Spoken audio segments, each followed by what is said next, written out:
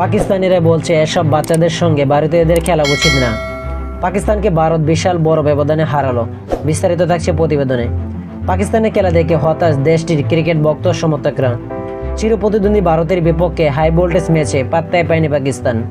14 September Dubai আন্তর্জাতিক cricket স্টেডিয়ামে toss জিতে ব্যাট করতে নেমেই বিপদে পড়ে যায় পাকিস্তান। ইনিংসের প্রথম বল থেকে উইকেট হারাতে থাকে পাকিস্তান। ব্যাটিং বিপর্যয়ের কারণে 20 ওভারে 9 উইকেট হারিয়ে 127 রানের বেশি করতে পারেনি পাকিস্তান। সহজ টার্গেট তাড়া করতে নেমে 4 উইকেট হারিয়ে 25 বল হাতে রেখেই জয় নিশ্চিত করে ভারত। ভারতের বিপক্ষে পাকিস্তানি ব্যাটিং বিপর্যয়ে রীতিমতো হতাশ পাকিস্তানের ভক্ত সমর্থকরা। পাকিস্তানি ক্রিকেট দলের এক ভক্ত বলেছেন, ভারত বিশ্বের সেরা দল।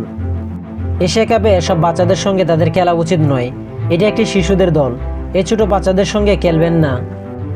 অন্য একজন বলেন, আমি ভারতকে অনুরোধ করছি যাতে তারা আগামী ম্যাচটি বয়কট করে, তাহলে আমরা 2 পয়েন্ট পেয়ে যাব। আমরা ফাইনালে যেতে চাই, প্লিজ।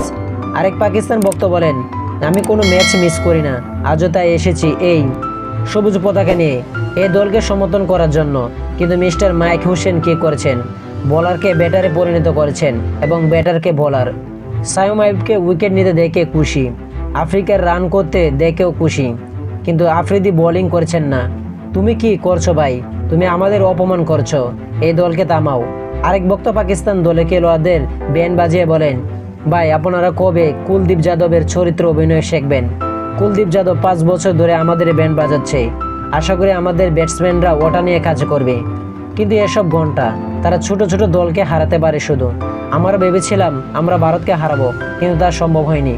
তো আশা করি যারা যারা স্পোর্ট গেলে চ্যানেলটি সাবস্ক্রাইব করেন, সবাই স্পোর্ট গেলে চ্যানেলটি সাবস্ক্রাইব করুন এবং ভিডিওটা ভালো লাগলে লাইক এন্ড শেয়ার কমেন্ট করবেন। ধন্যবাদ সকলকে।